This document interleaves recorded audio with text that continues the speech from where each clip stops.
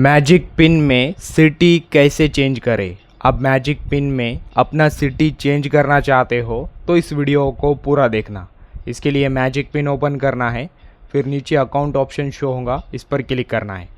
Then यहाँ पर settings option आएगा, सेटिंग्स पर क्लिक करना है। फिर नया इंटरफेस ओपन होगा, यहाँ मैनेज डिलीवरी एड्रेसेस पर क्लिक करना है। फिर ऊपर आपको अपना एड्रेस शो होगा and right side pencil icon show होगा, पेंसिल पर क्लिक करना है।